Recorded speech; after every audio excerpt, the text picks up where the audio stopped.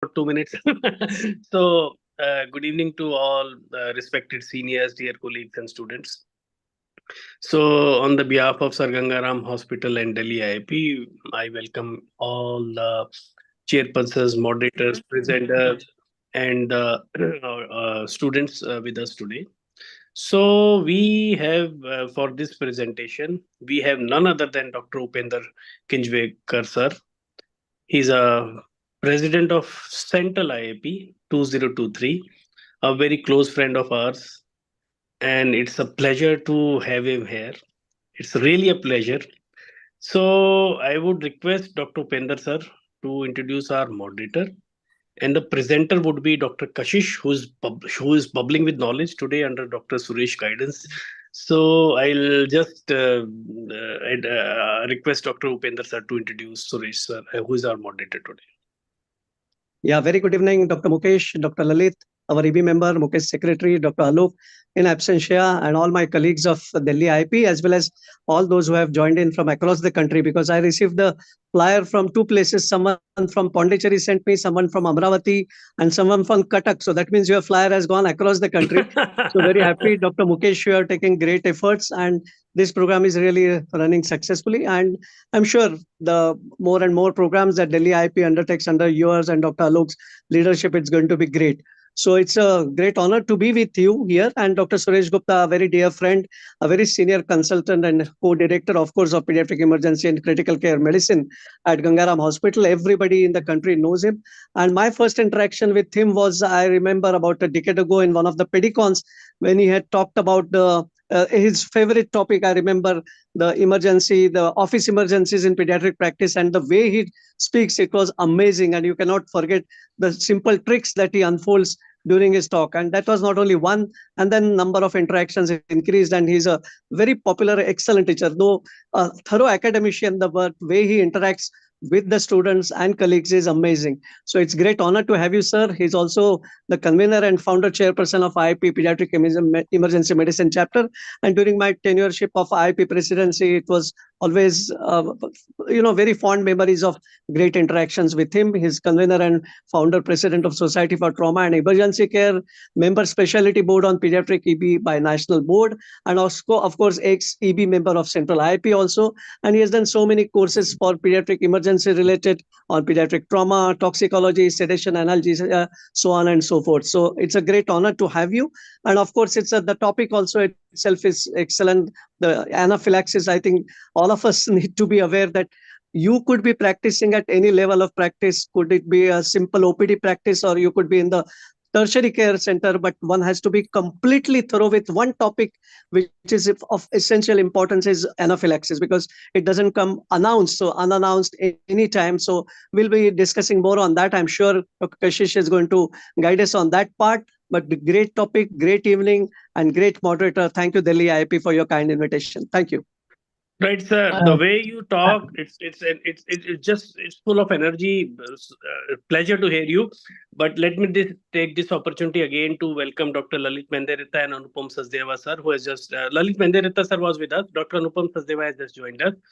Sir, Anupam sir, would you like to say something, sir?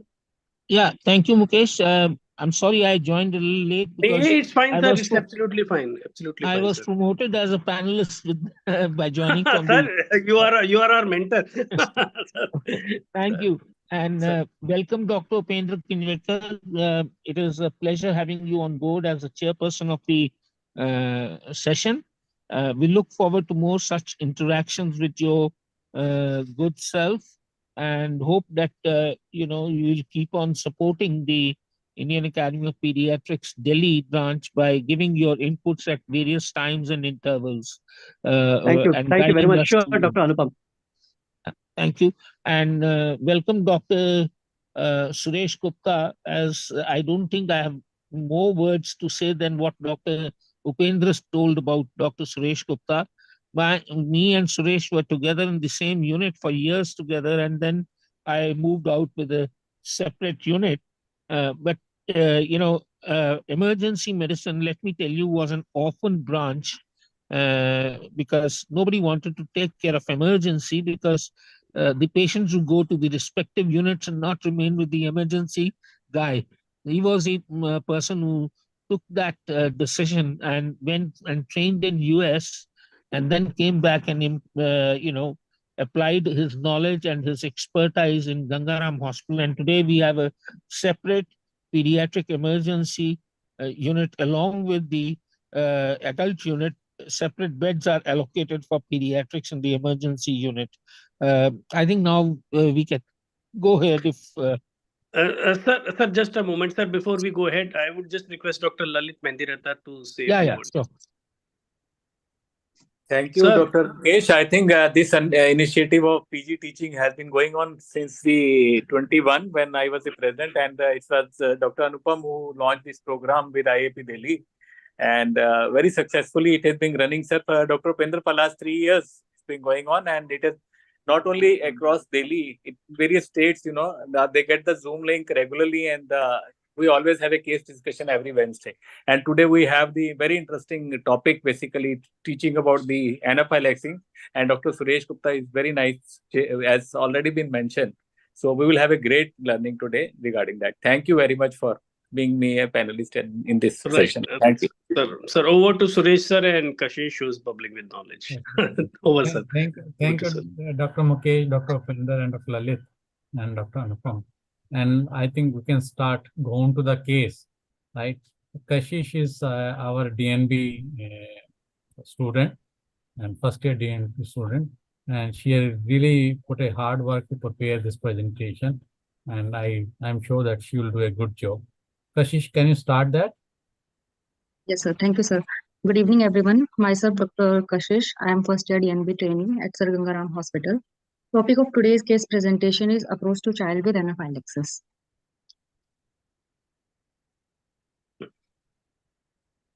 A 6-year-old female child presented in emergency on 5th of March 2024.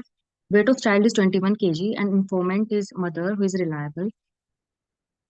6-year-old female child presented with chief complaints of bee sting followed by itching and rash over right arm, chest, abdomen and back from last 2 hours, lip swelling, breathlessness and mild change in voice from last 30 minutes. History of present illness. Child was apparently all right 2 hours back when she went to park with her mother. While playing in park, she complained of bee sting over right forearm followed by itching over right forearm, and mother noticed a red bump over there. Gradually symptoms increased and child developed rashes over right arm, chest, abdomen and back associated with itching, for which they give some Ayurvedic medication at home, but symptoms did not relieve. And from last 30 minutes, she developed mild change in voice, some breathlessness and upper lip swelling. With all these complaints, child was brought to SGRH. So on initial assessment of child, the appearance of child was irritable and she was crying. Skin color was normal and there was labored breathing and stridor was present. So on the basis of that, the child condition is, I have concluded that it is seriously ill. On primary assessment, child's airway was maintainable. On oral examination, upper lip was swollen. Dr. Yes, sir. Kashish, Yes, sir. just on this slide, can you explain what is this triangle? What is this triangle called? Yes, sir. This is known as PAT triangle, pediatric assessment triangle. So on the basis of this, we will categorize whether a child is stable or seriously ill or critically ill. If any of 1 out of 3 is abnormal, then we call it stable child. If 2 are abnormal, then the child is seriously ill. If all of 3 are not normal, then the child is critically ill. Okay. And what are the components of this assessment triangle? Can you explain? Components are, sir, yes, components are appearance, ABC basically. A is appearance, B is breathing, and C is circulation. So in appearance, we will see whether child is basically the look of the patient, whether child is normal, stable, irritable, or whether eye contact, she is making eye contact with us. And in breathing, we will see if tachypnea, retraction, by appearance, of looking at the CNS status of the child. Yeah. Yes, sir. And also airway you're looking at. Any airway Yes. sounds are there. Right. Yes, sir. B. B is for breathing. In this, we will see whether child is having tachypnea or stridor, wheeze, or any retraction, chest retractions are there. Basically, the respiratory Whether system breathing is fast, breathing normal, or slow. or slow. Yes, sir. In circulation, we will see whether child is the color of the child, basically, if any cyanosis is present or not. Child is pale or is normal looking. So by looking at C, we are looking at the circulation of the skin, right? Yes, And yes, circulation of the skin, though it may give very gross idea about the circulation, but still it is useful. So you yes, look at the color, whether it's a pale, normal, or cyanosed or mottled. If it yes, is cyanosed, it means the child is hypoxic. If it is mottled, it means the child may be in shock. sure. Then you also look for whether this is sweating or not, right? Yes, sir. So Yes, skin is dry or not. So all those yes, things you look into. And this yes, assessment triangle is basically just we do it in a 5 or 10 seconds.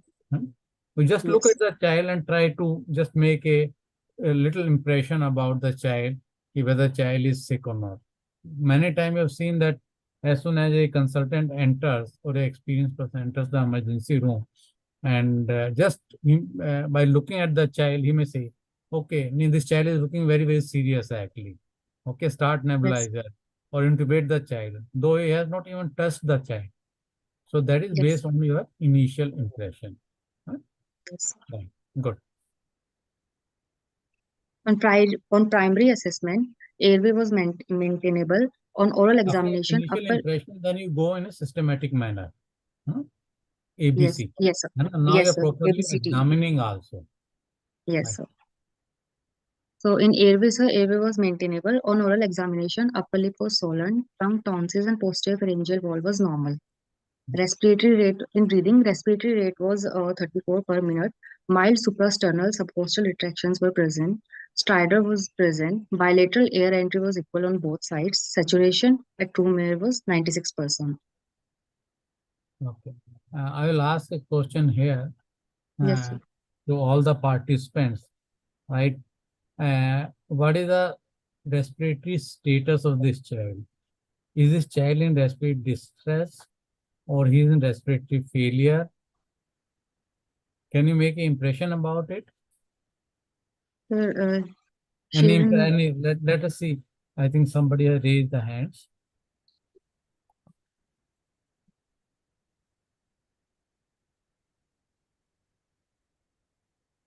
Okay, so somebody answered very good. Respiratory distress. So it looks like more like respiratory distress. Respiratory failure, we will say. Kashish, can you differentiate between respiratory distress and respiratory failure on a clinical basis also? yes, sir. In respiratory distress, child will compensate like their subcostal retractions are there, and but saturation is maintaining saturation at room air 96%. In case of respiratory failure, child will not able to maintain saturation there in room air. And And will you mark respiratory signs of respiratory distress? Child may be cyanosed, child may be very irritable, right? So all these indicate a hypoxic child. Good. I yes, think most of the people have answered in a right manner respiratory distress. Okay. yes, Next. sir. In circulation, heart rate was 134 per minute. Central pulses and peripheral pulses were good in volume, and capillary refill time was less than 2 seconds. Skin color was normal, no pallor, mottling, or cyanosis were there. Skin temperature was warm. BP was 94 by 56, measured by oscillometric method in right upper arm in sitting position. Okay. So Kashish, can you tell me what are the central pulses and what do you mean by peripheral pulses? So central pulses are basically the carotid pulse, femoral pulse, and brachial Great. pulse. Good. So and peripheral pulses include radial pulse or popliteal. Mm. Like so. Okay. What is the purpose of checking central pulses and what is the purpose of checking peripheral pulses? Sir, first we check the peripheral pulses if the circulation is maintained or not. In case of like if patient is in shock, in that case maybe peripheral pulses are feeble. So we have to check the central pulses if the circulation is there or not. If peripheral pulses are there, is it necessary if- to check the central pulses also? If peripheral pulses are there, then it is not necessary to check the central pulses, sir. But if peripheral pulses are absent, then we have to check. If peripheral pulses are absent, then either child may be in severe shock, okay, Yes, sir. or he may be in cardiac arrest also. So by checking Yes. central pulses, you can make out whether there is a cardiac arrest or not. Pulseless. Yes. Yes. And how do you check the CRT? Capillary refill time we can check over sternum, or in babies less than 1 year we can check over the heel. How do you do it? By suppressing that area, and then check whether the paleness is like paleness is present after removing your hand. You check for the paleness or pinkness? Pinkness, sorry, so pinkness. What do you see? When you press, what happens? Yes, sir. Then if suddenly in less than 2 seconds the pink color reappear, then it's normal, sir. And if you take more than 2 seconds, then capillary refill time. Okay. You press for a short period, maybe 2 to 3 seconds or so, to yes, blanch that area. And then you release. Yes. The circulation is good, then the blood flow will return immediately within 2 seconds. So that indicate a good skin perfusion. Yes. And if it is color is not returning within 2 seconds, it's prolonged like 3 seconds, 4 seconds, 5 seconds. So it means the skin perfusion is very poor. Yes. So you have to take precaution that it's not very cold environment, number one, and you are not doing any dependent part. Yes.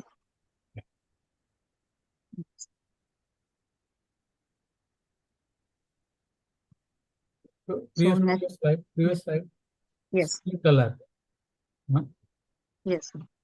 Can you explain the meaning of or interpretation of this pallor mottling cyanosis? What does that indicate? If the skin is looking pale, what does it mean? So pallor can be seen in case of anemias also. Basically, it means the circulation is not so good in peripheries. So it can be anemia or it can be a low skin perfusion. Yes, sir. Case of vasovagal attack. Mottling is also a sign of poor perfusion of skin. Impaired, or yes, dysfunctional capillary perfusion. Yes. Sir. Okay. And cyanosis? Cyanosis may be seen in case of hypoxemia. Right. It's a sign of hypoxia. Yes. Skin temperature. If it is cold, what does it mean? So in case of vasovagal attacks, syncope, the peripheries are cold. So it means, it tells about the circulation of this. Other than vasovagal? Exposure to colds.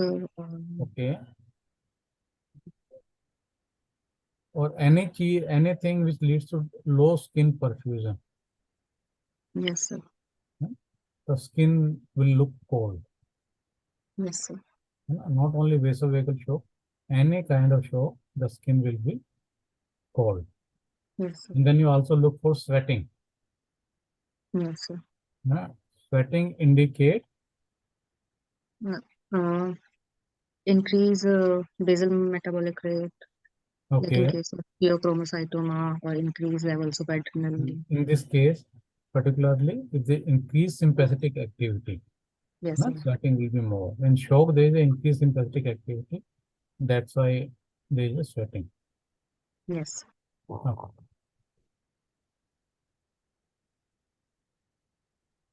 How do you calculate what is the minimal systolic blood pressure acceptable? Minimal systolic blood pressure, sir, according to age, in less than 1 year, it is less than 1 month. It is if systolic blood pressure less than 60 mmHg, it is we consider that patient is in shock. 1 month to 1 year, less than 70 mmHg, and 1 year to 10 year, we calculate by a formula 70 mmHg plus 2 into age of the child. So this is only a Yes. systolic blood pressure. Yes, sir. And this is Yes. not a normal blood pressure. This is the minimum systolic blood pressure which is accepted. Yes, sir. 5th centile, less than 5th. Third centile. Yes. Go ahead. Okay, sir. Then disability, we will calculate the ABPU scale. In that child was alert and active. So it corresponds to GCS of 15/15. Pupil was bilateral, equal and reactive to light. Motor activity was normal and symmetrical. Blood sugar was 96 milligram per deciliter. And this ABPU stand for? So A stands for alertness. We check whether child is alert active. Verbal means the child is responding on verbal commands.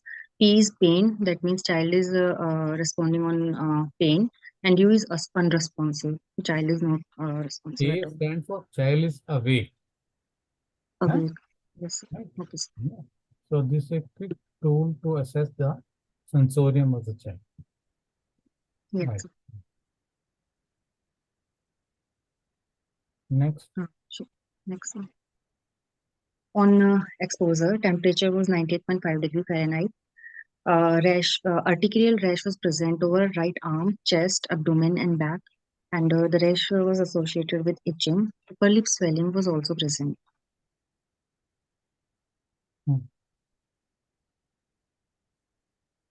So trials classification, I have classified as level 3. Needs that means the patient needs urgent intervention. On secondary assessments, the sign and symptoms, the articular rash was present over right arm, chest, abdomen, and back associated with itching, swelling present over upper lip, and it was not painful. Mild hoarseness of voice was present, but she was able to talk in full sentences. No history of any pain over swelling, no history of nausea, vomiting, diarrhea, or abdominal pain, no history of fever, cough, running nose, or sneezing. Kashish, is your secondary examination complete? Secondary, no, sir. On secondary assessment, we will look for SPAM. S for sign and symptoms. P for any past history. A for any allergic history, and M for any medication history. So I'm going in. Basically, head to toe examination. Head to toe exam, complete examination. Okay, sir. In which you have to see, because initially what you've done is this. So it's a complete examination, right? Yeah, if anything else is present. Go ahead. Okay, sir. No history of any pain over swelling, no history of nausea, vomiting, diarrhea, or abdominal pain, no history of fever, cough, running nose, or sneezing, no history of introduction of any new product in diet, no history of giddiness or altered sensorium. Past history, no history of any previous hospitalization, and there is no history of similar complaints in past. Allergy history, no history of recurrent cough, sneezing, or any known allergic disorder, and there is no history of similar complaints in family also. Medication history, there is no history of any drug intake. So diagnosis I have made from the history and examination is anaphylaxis due to insect bite. Any participant, can you tell us actually why is this diagnosis right and why? Are the participants allowed to speak? So, They're allowed to text, sir. Not Only texting. Right, okay, sir. okay. So, Dr. Kashish, can I ask you one question? yes, please. Yeah, so you said about previous history, no previous history of allergy. If I would have Yes. said that this child has history suggestive of atopy or anything, would it make a Yes. difference in your final conclusion? So in case of if a patient is having any history of allergic history atopic dermatitis, then the severity of allergic reaction will be more, and maybe child will have more severe symptoms. That's also it will not. Yeah, so whenever you're a child with anaphylaxis, if there is a past history suggestive of any allergic disorders, you immediately recognize that there is a propensity of similar episode happening again. So it could be resensitization. Very good. Please go ahead. Okay. So treatment given in hospital was child was kept in semi-recumbent position, vitals were monitored, and patient was started on oxygen by face mask at 5 liter per minute. First dose of intramuscular epinephrine was given. That is dose I calculated was 0.2 ml stat, and nebulization was done with adrenaline 5 ml once. Acha, Kashish, Yes, sir. on what ground you made the diagnosis of anaphylaxis in this child? So as per IAP guidelines, when the child child is having history of bee sting, and after that within 2 hours she has developed the urticarial rashes, and the respiratory system is involved. So to make the diagnosis of anaphylaxis, if out of 4 systems, any 2 systems are involved, then we can say we can make the diagnosis of anaphylaxis. So here 2 systems are involved, like skin and the respiratory system is involved. So After how much time of some precipitating factor this symptom should appear? If this thing sir, has happened 2 days back and now the child is developing a symptom, will you call it anaphylaxis? no sir, Due to skin bite? mostly symptoms are anaphylaxis mostly symptoms develop within 2 hours, within minutes to 2 hours. And in case of food related anaphylaxis, maybe symptoms present later, like more than 2 hours, but not after 3-4 days. Yeah. Most of the In case of severe biphasic, anaphylaxis. anaphylaxis, sir, it can be present like within 3 days maximum. Okay. Yes. So you are given epinephrine. Yes, sir. So what are the areas where you give epinephrine? Can we give it in a gluteal region? Sir, anterolateral aspect of thigh. We give mostly. Okay. Why it is specifically anterolateral thigh? Because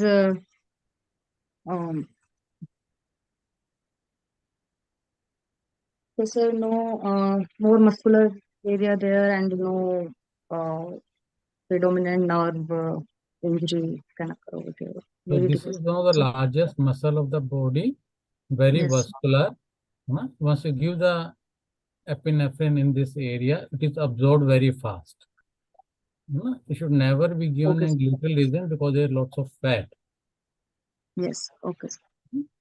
It may not get absorbed. Best is anterolateral aspect of thigh or Yes. deltoid. These are 2 areas where it should be given.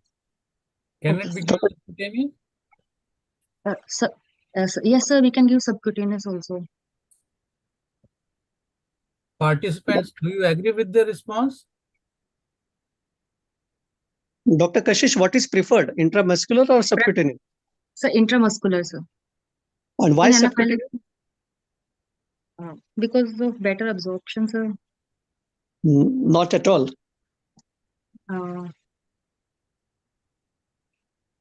Sir, because the response will be fast in case of IM.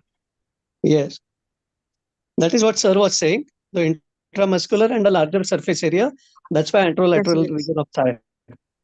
Yes.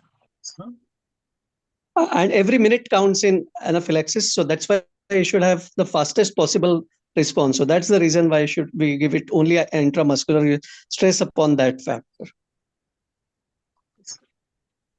Kashish, in continuation with the same thing, can we give it IV? Because that was the fastest. Yes, sir, we can give IV, but first we will start with IM. We will give 3 doses. We will try three doses of Suppose there is IM. a IV And if a cannula, patient, yes, suppose somebody has an IV cannula in place yes, sir. and he develops Hello. anaphylaxis. So should we give IV to this child? No, sir, if we will give IV, then patient can develop arrhythmias. Right. So IV, because here we have to give bolus kind of thing. And this Yes. is not an arrest situation. So IV should be avoided. Right. There are more complication with IV. So IM is the route of administration of epinephrine. Okay, sir. Hello. So actually the chat section is disabled, and that's why I raised my hand.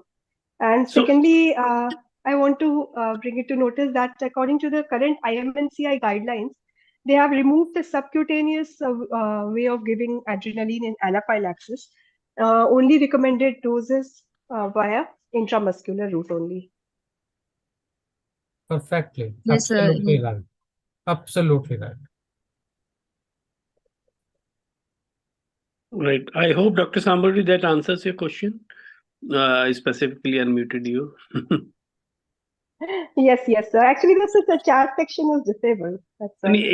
We are trying to sort it out. Okay. I think, right. Thank you. Okay, thank you. More importantly, Dr. Suresh has stressed upon very important point. If the child was already having a IV cannula in place, so you would be tempted to give it IV, but please don't do that. So it's I am. Just remember that part. That's very important. Sir, perfect, sir. The way you speak, we will remember it for life. Please Thank go you, ahead, Dr. Kashi. Yes. Thank you, sir. So child was reassessed after 5. Sorry.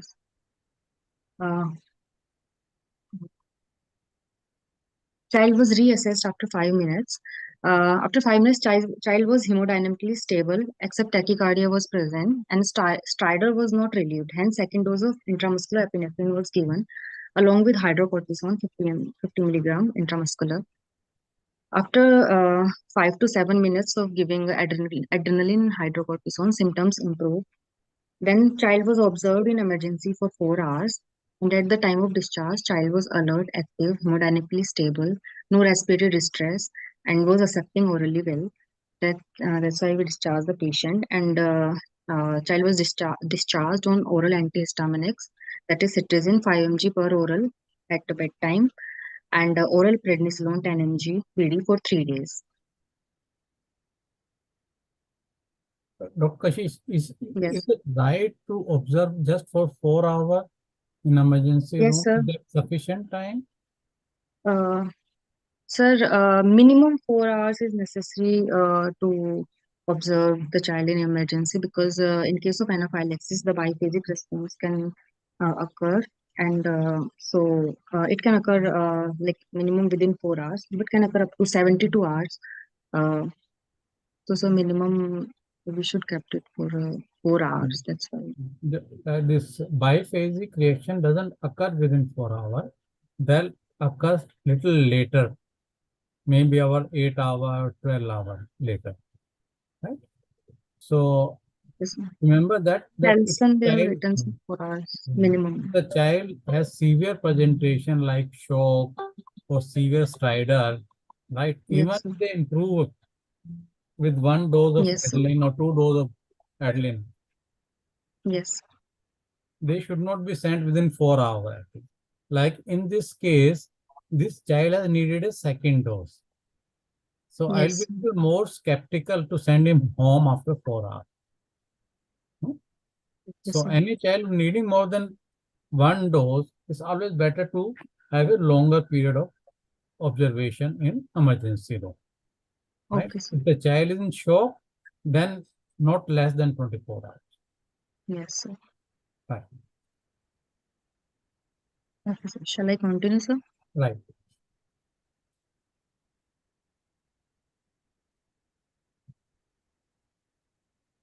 What is the role of antihistaminics? Sir, antihistamines basically prevent release of histamine. Well, they bind to the histamine receptor, so they prevent the release of histamine and they subside the symptoms basically. But their role is not in like reducing the anaphylaxis. They does not reduce the mast cell degranulation. No.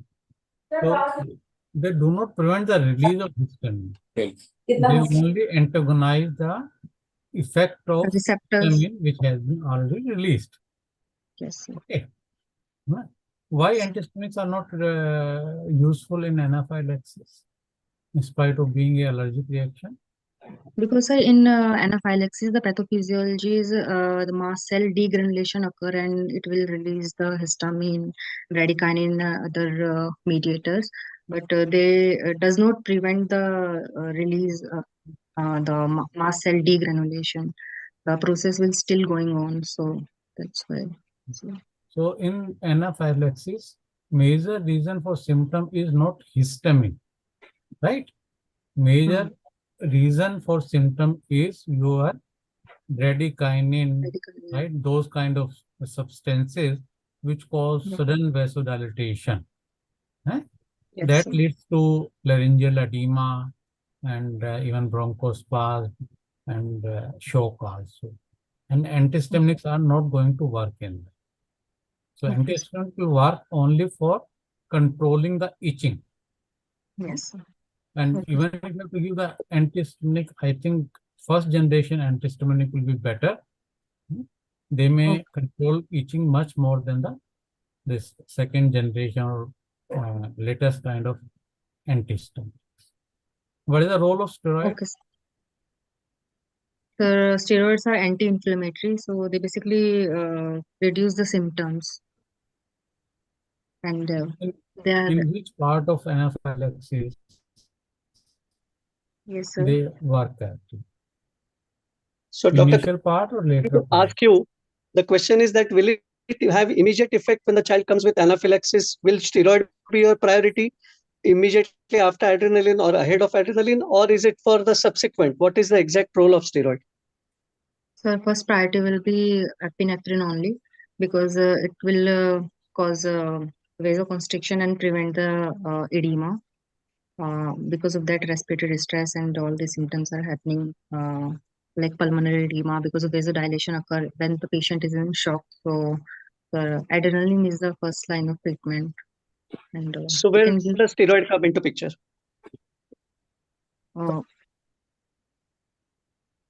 Steroids basically have persistent. Yes, sir. Yeah, you talked about it a little while earlier. Persistent or persistent and delayed reactions steroids are having. correct. Which steroid and dose? Right. So hydrocortisone, we will give 1 to 5 mg per kg. Or some methylpred, we can give 1 to 2 mg per kg.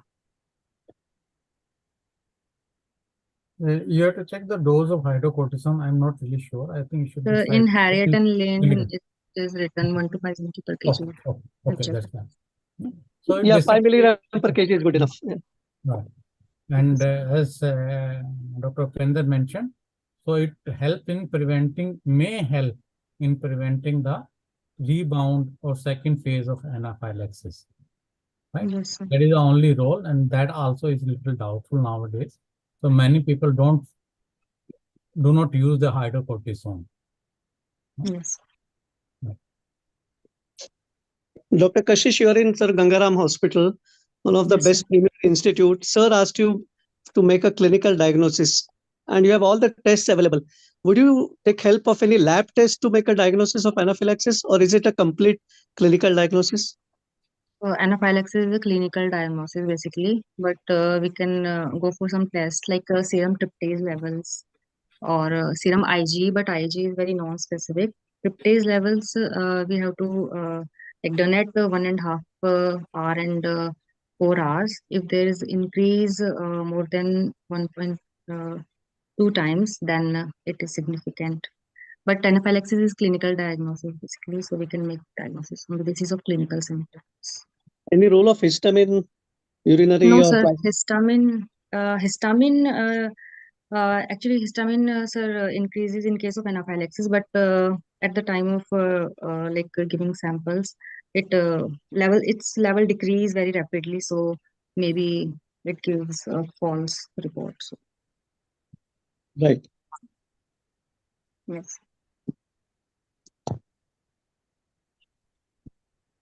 Shall I continue, Kashish, sir? continue, brother. Yeah. Okay. Mhm. Now, discussion on anaphylaxis, sir. Anaphylaxis, it is an acute multisystem severe type 1 hypersensitivity reaction characterized by cardiovascular collapse, bronchospasm, skin changes, and gastrointestinal changes also. Skin changes like urticaria, itching, redness, etc. Clinical presentation of anaphylaxis and anaphylactoid reactions are same. The term anaphylaxis comes from ana, that means against, and phylaxis means protection. So there are two types of anaphylaxis. True anaphylaxis or classical, that is IgE mediated, and there is pseudo anaphylaxis, that is anaphylactoid reaction. It is non-IgE mediated. This is pathophysiology of anaphylaxis. So, it can be immune dependent or non-immune dependent. In case of immune dependent is an IgE mediated. It has two phases, sensitization phase and the effector phase. In the sensitization phase, when there is an initial exposure to antigen, the antigen was presented to antigen presenting cells, and they carry that antigen to T helper cells. Then T helper cells stimulate the B cells, and they will cause class switching, and IgE IgE will be formed. Now these IgE will go in circulation and bind to the mast cells or basophils. Then on re-exposure to that antigen, that is the effector phase. If that in that case, the cross-linking of IgE occurs, and that will cause the degranulation of the basophils and the mast cells, and the mediators will be released, like histamine, prostaglandins, leukotrienes, tryptase, all these mediators. And in case of anaphylactoid reaction, it is not IgE mediated. In these cases, like in case of morphine or some drugs, they cause direct degranulation of the mast cells and release of mediators, and they will cause the similar presentation like anaphylaxis.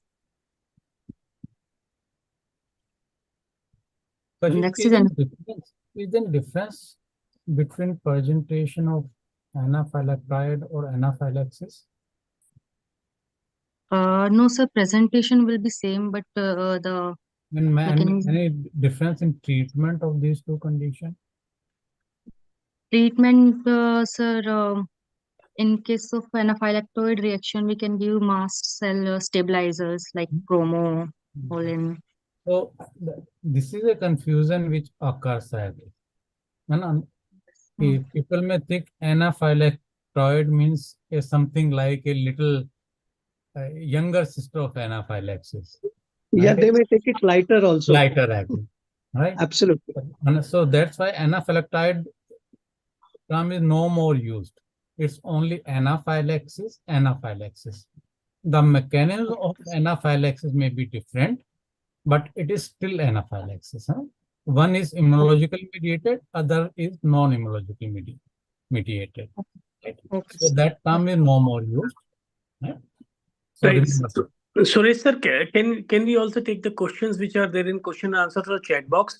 Because they seem to be pertinent to where we are right now. Please have a look at them, or if it's fine, I can read them. Right. So, can a bee sting cause nephrotic syndrome, sir? Dr. Emily Virgesh has asked. Sir, am I audible, sir? Can a bee sting cause nephrotic syndrome? Kashish, answer karoge? Yes. Sir, I haven't read about nephrotic syndrome in anaphylaxis. Like it didn't mention. I'm not sure actually whether bee sting can cause a nephrotic syndrome, because I being an emergency person, right? Sir, so I deal with acute this thing. Sir, I being a don't think- pediatrician, also I don't agree to this statement. Exactly. Very unlikely. Come across such people. We all are pediatricians, right, sir? So next question is: if only rash and wheal is present with no respiratory or circulatory involvement, is there a need of for adrenaline? Sir, first we have to make the diagnosis of anaphylaxis. If only rash is present and there are no other system involvement, then the diagnostic criteria are not fulfilled. Like So I have you feel said, that the adrenaline is not merited. Fine. We'll go to next question. Don't we need to admit child to see by? We'll leave this question. It has been answered. If CRP or other features of sepsis is there, can we give steroids? Matlab, they want to say that if we feel that is a child is septic otherwise also and has anaphylactic syndromes also, can we give steroids? sir, Let Kashish answer first. sir, if a patient is in shock, then we have to manage the No, it's not shock. It's just they feel that investigation or clinically the child is probably septic. So are we comfortable giving steroids if the child has the features of anaphylaxis? The question is this way. Let us simplify this question, Dr. Sir. Dhankar. I think Sir. CRP and features of sepsis. So this is if the child is already, we are taking this child, particular case, was absolutely normal child who had gone to a park and had a breathing. So that's a different thing. And she said, this is medical emergency. I'm not even going to send CRP. I'm not going to look out for sepsis. When will this happen? If the child was admitted in hospital, and if I've given a cephalosporin, and if the child has developed a feature where I already had some test reports, that's a different story. One of the commonest antibiotic which can, you can get reaction to and which is used right, left, and center is cephalosporin. So there may be, but then steroids, that we have already clearly said, have a limited role probably in the secondary one. Let's not get so much of about steroid discussion. Yeah. Good. Right. So, so that next question has been answered. The another question is: adrenaline is physiologically antagonist of histamine. Is it true? Adrenaline is physiological antagonist of histamine. Kashish? I So, don't know, sir. so adrenaline will not say is a physiological antagonist of histamine, because here what we are treating is not histamine effect. We are treating more effect of other mediators, like bradykinin, all those things, which cause vasodilation and leaking of the fluid into the tissue, causing either laryngeal edema or leading to shock. So this is how the adrenaline act as a physiological antagonist for anaphylaxis, not but only for histamine. It will not relieve histamine effect in any way. If you give adrenaline, it will not relieve the histamine effect. Right. So another question from one of the best neonatologists in India, Dr. Pankaj Garg. He has asked why anaphylaxis is a rare event in infants and especially in neonates. So it's from a neonatologist. It has to be tough. Right. So I think it's better that I answer this question. Sir. Sir, Dr. Pankaj, hats off to you. The reason we don't see that much of allergy, in fact, in neonate, because for any allergic reaction to occur, Sensitization. There has to be sensitization. Right. So the resensitization. So they good, are sir. So sensitized. good. Even if they are sensitized, they have to have re-exposure actually. So because of this reason, in younger children, we see less case of allergy and anaphylaxis. Right, sir. One more question. Dr. Bengalil has raised her hand, or him. Can you just speak out your question, please? Dr. Gangadharan Bengalil, can you raise your question, please? You have raised your hand and I have unmuted you. Any role for the probiotic? Sir, no role of probiotics. Right, sir. Thank you, sir. Thank you for the question, sir. Right, sir. So go ahead, sir. Suresh, sir, please go ahead. Please, Kashish, go ahead. I think we answered that question actually regarding physiological antagonist of histamine. So is a antagonist, physiological antagonist, of course, but not to histamine, because it doesn't relieve histamine effect, it relieves the other effect. Next. Anaphylactic shock. Anaphylactic shock is anaphylaxis associated with systemic vasodilation, which results in low blood pressure. The mediators of anaphylaxis that I have told, on re-exposure, the antigen bind to the antibody and receptors got activated. Clinical manifestations result from release of immune response mediators such as histamine, leukotrienes, tryptase, and prostaglandins.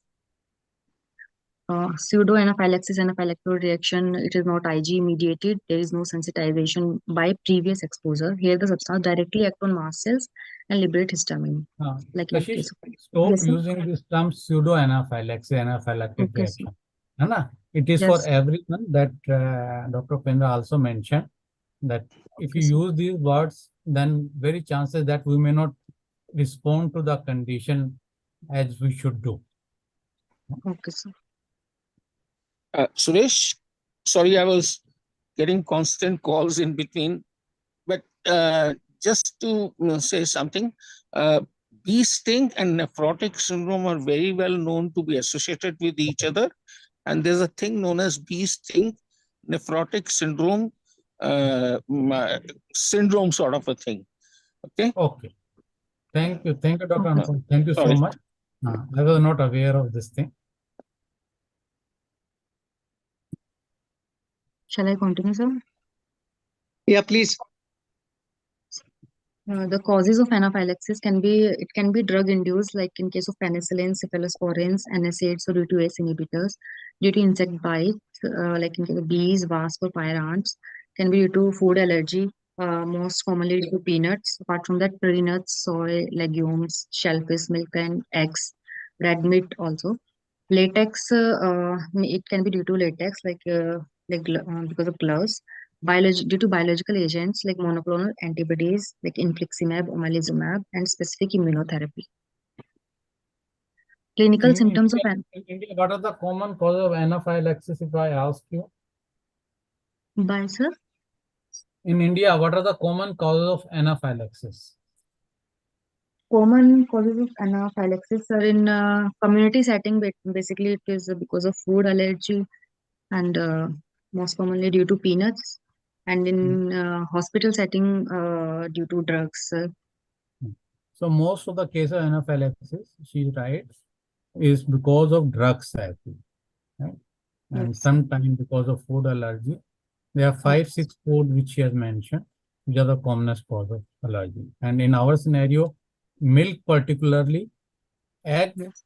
and peanut. These 3 things are very, very important. Yes. Continue, Kashish. Clinical symptoms of anaphylaxis include the swelling of conjunctiva, runny nose, swelling of lip, tongue, or throat. Because of that, hoarseness or stridor can present. In heart and vasculature, there are fast or slow heart rate, low blood pressure, itching, hives, flushing on skin.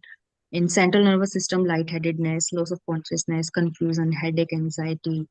Respiratory system, there is shortness of breath, wheeze or stridor, hoarseness, pain while swallowing or cough. Or in food allergies, GI symptoms predominate like crampy abdominal pain, diarrhea, or vomiting. And loss of bladder wall function can also occur, hyperactive bladder basically. So 2 and more systems should be involved to make a diagnosis of anaphylaxis. And these 4 systems are skin. So skin, yes, sir. And so respiratory system, CVS, and the GI systems. Very good. These 4 symptoms. Any 2? Yes. Yes. Next. Diagnostic criteria of anaphylaxis as per IAP guidelines. Anaphylaxis is highly likely if any one of the following 3 criteria are fulfilled.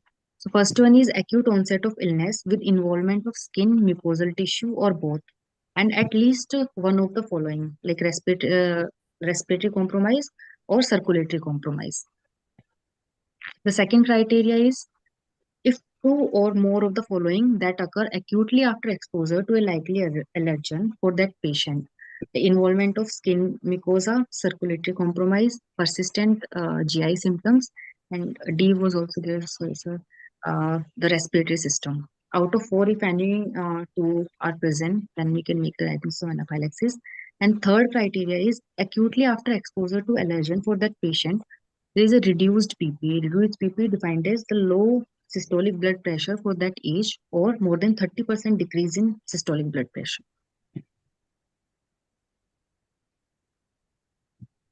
Treatment of anaphylaxis. It is a medical emergency. The mainstay of treatment is as follows. First is stop taking the offending agent. And the main drugs we use is adrenaline, IV fluids, oxygen therapy, use of antihistaminics and steroids, bronchodilators, IPPV if respiratory failure. Management of anaphylaxis as per IAP guidelines. In first 1 minute, keep the child in supine position, basically in semi-recumbent position if there is respiratory distress or nausea or vomiting. Assess the airway, breathing, circulation, heart rate, blood pressure, and saturation. And then provide oxygen at the rate of 10 to 15 liter per minute by NRBM. NRBM in case of respiratory distress or shock. Then administer the first dose of intramuscular epinephrine at the rate of 0.01 mg per kg per dose at anterolateral aspect of thigh. Then reassess the child after 5 minutes. In 1 to 5 minutes, if respiratory distress is still present, ask the patient to sit, provide high flow oxygen by HFNC and plan for intubation.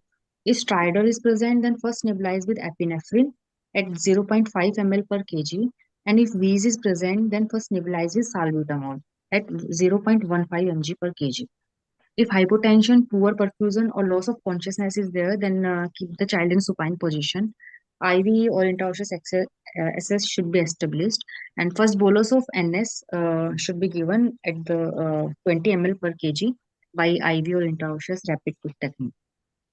Dr. Kashish, I would just like to interrupt and ask you on this: provide high flow oxygen by HFNC and plan for intubation you have written. Now, this child, I'm already suspecting laryngeal edema. So, should I be careful about the size of tube that I would be choosing to intubate? Any practical suggestion for that? Yes, sir.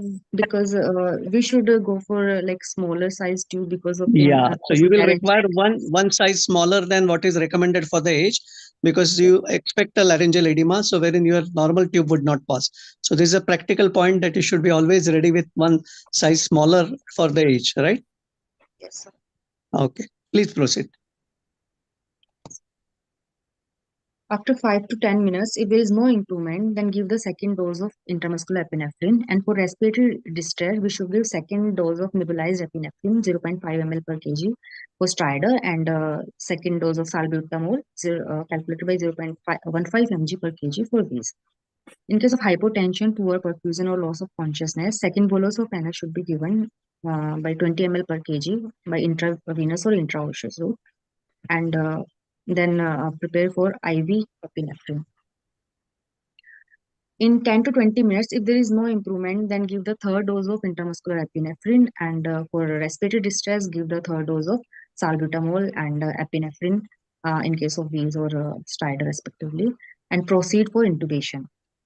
In case of hypotension, poor perfusion, or loss of consciousness, start giving IV epinephrine at 0.05 microgram per kg per minute, with titrate by 0.02 microgram per kg per minute up to effect, and transfer the patient to PICU.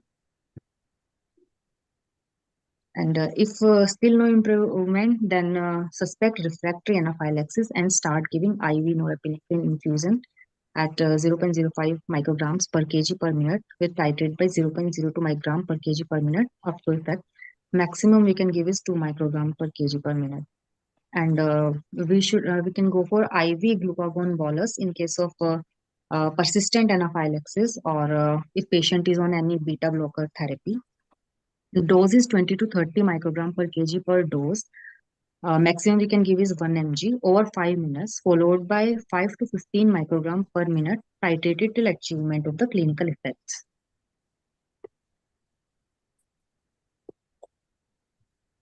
I think we have discussed this adrenaline part a lot. We can skip over. Okay, sir. And all these guidelines started coming into force, I think, from the time Dr. Upender took over as presidential seat. And these are very, very useful, I think, for all the pediatricians, PGs. Dr. Upinder, Yes, sir. People ये like you बहुत contributed. बहुत बड़ा काम आपने किया है, नहीं चालू है, वो चलता ही रहेगा सर. चलता रहेगा. And Yeah. all our colleagues are really getting benefited by all these guidelines. Sir only thing adrenaline के बारे में I think let's talk about EpiPen injection जो यूएस बेस में काफी चलता है and extremely expensive. We are fortunate we do not have, but जब one practical point for all those who are attending, adrenaline has a very short expiry date and so आपको बार बार check करना पड़ेगा. And somebody had asked about vaccines and anaphylaxis. So though there is no reported incidence, हमारे यहाँ भी IAP में data नहीं है vaccines causing anaphylactic, but we should all be prepared. You never know the next patient could be having, because whatever said and done, it's a drug. But always be prepared, keep the emergency tray ready. That is the way to tackle anaphylaxis. कब आएगा अपने आपकी practice में, after 40 years of practice or at the first day, you never know. Be prepared for whatever eventuality. I think that is what is important. Right, Dr. Upender, you rightly said that, and Dr. Kaushal has also raised the same question. As per Government of India, Dr. Kaushal, are you able to hear us? Yeah, I'm hearing, sir. Sir, why don't you say it? You are our mentor. Why don't you say the same thing? No, thank you. So nice of you, Dr. Upender. Lovely to have you on this evening. Thank you, sir. आपकी जो standard treatment guidelines हैं, these are really helping us a lot. Even So the for credit DMD goes to Dr. students Ramesh and Kumar. all.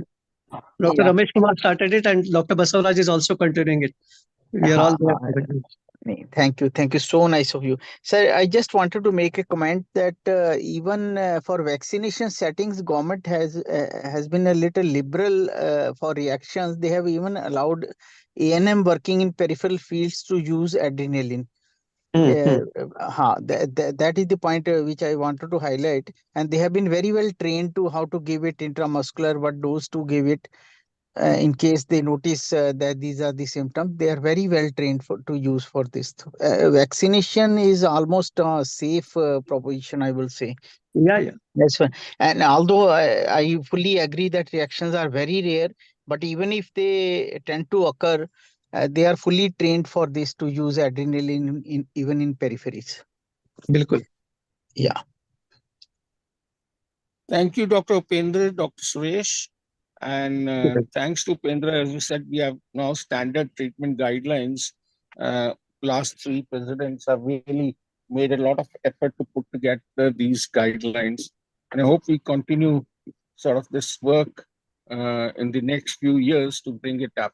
The only thing is that I think like in US, there is some part of the money which the vaccine companies earn is put into a fund for vaccine accidents or side effects and all those things. So people cannot sue the doctor or the individual people, and if compensation needs to be given, it is given from that fund rather than because otherwise it will lead to a sort of a collapse of the immunization program. Straight back to the immunization program. Yeah. So I think the government the IAP should direct the government and request them to sort of start that fund and keep it with themselves only. होना चाहिए sir, ये arrangement होना चाहिए sir. It should be there. Sir, and I'll share with you, sir, adverse event following immunization is taken very seriously at the highest level, at Nirman Bhavan level only also. And the periodic meetings which are conducted, IAP is always invited with full dignity and honor, and we are respected participants over there in that meeting also. So I think maybe you can suggest it in one of the meetings that a corpus should be created, say, we give cess on the petrol for 2%, maybe a 1% cess on adverse events. It will also lead to sort of reporting also, Philip, and otherwise also it will help us. Good suggestion. May I say something, Dr. Dr. Suresh, sir? No, please. Sir, ये vaccination induced compensation program is all over the world. Many countries are doing. वो क्या करते हैं कि कुछ dollar का percentage वो ले लेते हैं it's a kind of a cess being used, and they have made a provision for a fund and which the compensation is then decided, and then according to the level of injury, if it is caused by the vaccine, the compensation is given. We don't have such system in our setup, and that is one of the hurdles, because especially for the private practitioners, they always try to, when they get scary, when we could talk about anytime discussion takes place on AVFI, basically the type 3 types, in which they always they will be suspecting the immunization error, because most of the time our social media and other people say that the error, anything related to immunization, is the basically responsibility of the doctor. But from our point of view, I think we should have all those emergency that tray, which includes that oxygen, IV adrenaline, and other things. And one more question I want to ask from Dr. Swed, which is the commonest cause of anaphylaxis in India in children? Tough question. Right. I think that's a very good information, Dr. Lalit. Thank you so much. And in the last, I will just convey one message that in anaphylaxis, it's not A, B, C, D. Here it is D, A, B, C, right? Drugs comes before airway. So even if the child got severe stridor and airway is not maintained, don't waste time just to intubate the child. First and foremost thing is to give adrenaline. And after that, of course, you ensure that airway is maintained, or you want to do intubation. But don't wait for the drugs. Drugs are to be administered as fast as possible, immediately. So it's DABC, we say, is the rule in anaphylaxis, not ABCD. Right? And adrenaline, intramuscular, in the thigh, and adequate dose. If you remember only this point, then you know how to manage the anaphylaxis. Is there any contraindication for adrenaline? Not at all. It's a life-saving drug. You have to use it.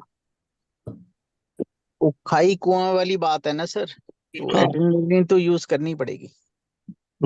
Underlying cardiac disease is not a contraindication. No, not at all. Even if it is an expired dose, one should give it, because it's a... If there is nothing else, बिल्कुल सही. I agree. जो पड़ा है उस time तो लगा दो. If you are in doubt, better to give. Many people think I'm not sure about anaphylaxis. If you are a little bit doubt, it's always better to give IM. Adrenaline will not cause any problem, even if it was not anaphylaxis. But if you miss it, then there is a problem. Let me share the percentage. Percentage is said that 30% of the patients require second dose. Almost 70% they become all right by only single dose. So even if you have one, you use it. I think that is life-saving drug. So Lalit. true, sir. Lalit? Yes, sir. Go ahead, sir. Hey, there's one question which everybody is hedging, and that is, which is the commonest cause of anaphylaxis in India. In the lighter vein, they are hedging because it is Wi-Fi.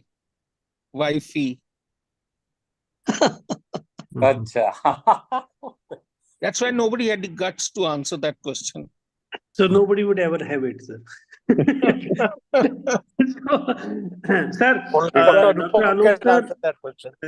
Dr. Alok sir, please enlighten us, sir.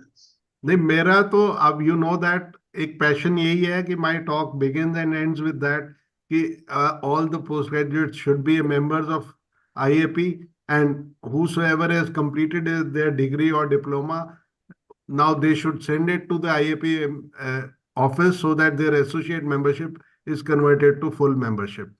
Yeah.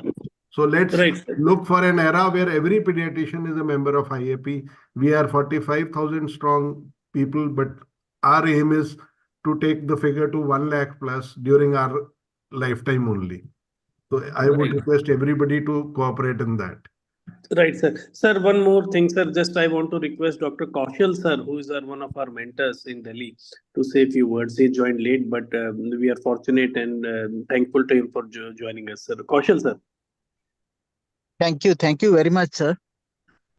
I fully agree with Dr. Bhandari, and I'm also committed for the same thing, that even the lists which are there with the states or even in with Delhi, they have to be aligned, because maybe couple of percent or 10% of people are not having their numbers and all everything to correct.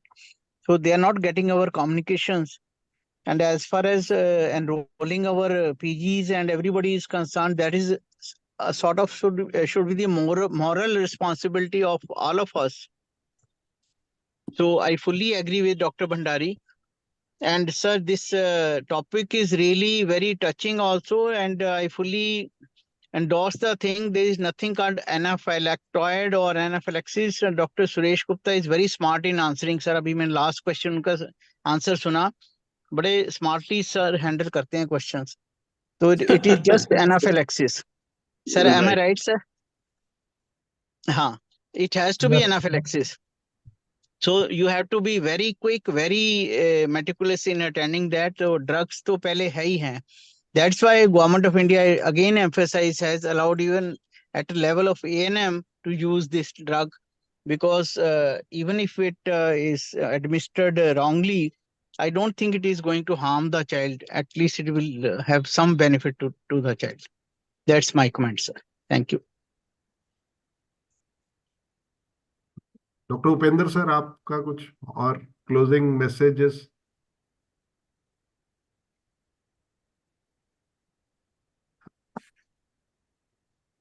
Hello, Dr. Upender sir, President sir, any closing message from your side? Not really. Wonderful opportunity. Thank you so much. So much of learning. Dr. Kashish, congratulations to you for presenting a great case, guided Thank by you, Dr. sir. Suresh Gupta, and of course, Dr. Alok, Dr. Mukesh, Dr. Kaushal sir, Dr. Lalit, all my dear colleagues, and most of all, Dr. Anupam Sachdeva, who personally called me up yesterday and requesting me to be here. Thank you so much. It was a great opportunity to be with all of you. And of course, Delhi IAP rocks. Keep doing your all wonderful work. And I'm sure that we'll be meeting in person very soon. Thank you again. Thank you, everyone. Doctor Upendra, आपको देख के वैसी energy आती है हमारे में, पता नहीं क्यों. ये आपका प्यार है और कुछ नहीं. Always smiling. Thank you. Sending Thank you. the So smile. nice of you. So nice of you. Thank you, sir. Thank you. Bye. Yeah. Good night. Thank you, sir. Okay. Mukesh close कर दें meeting फिर है doctor अनुपम sir.